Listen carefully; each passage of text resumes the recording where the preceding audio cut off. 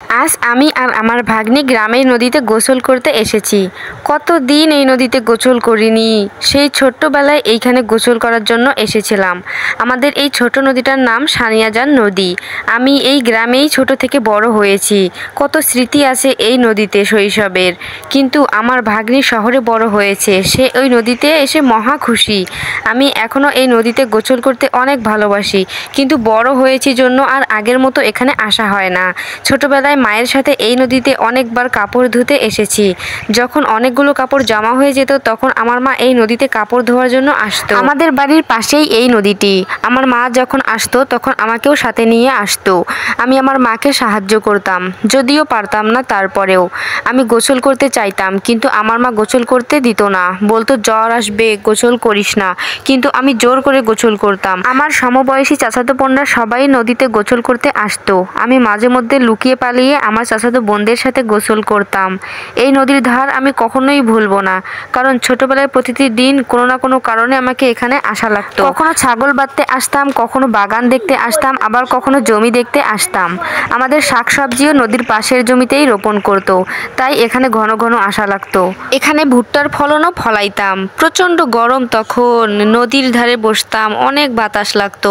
কোথায় যেন হারিয়ে গেল সেই দিনগুলো। আগের মতো কেউ আর এখন নদীতে গোসল করে না।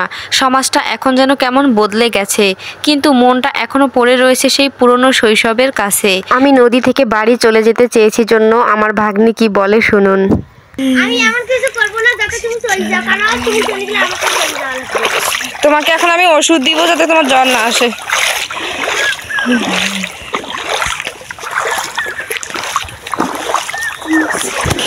এখানে এসে দেখি মাছও আছে। ছোট ছোট মাছ পায়ের আশেপাশে দৌড়াচ্ছে।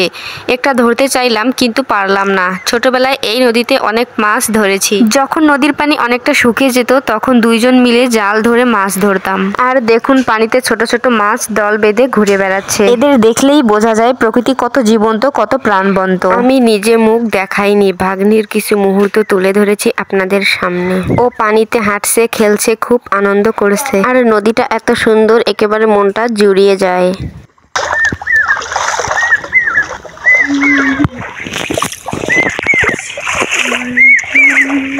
পাখিদের ডাক, বাতাসে মৃদু শব্দ, এসব মিলিয়ে এক অপূর্ব পরিবেশ। গ্রামের প্রকৃতির মতো শান্তি আর কোথাও মেলে না।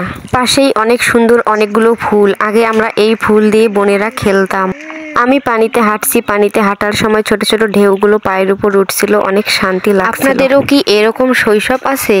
আপনারাও যদি এরকম শৈশব কাটিয়ে থাকেন তাহলে কমেন্টে জানাবেন। এমন একটি দিন কাটানোর সুযোগ অনেক বড় ভাগ্য, তাই আপনাদের সবার সাথে এই শান্তি ভাগ করে নিলাম। ভালো লাগলে লাইক আর সাবস্ক্রাইব করতে ভুলবেন না।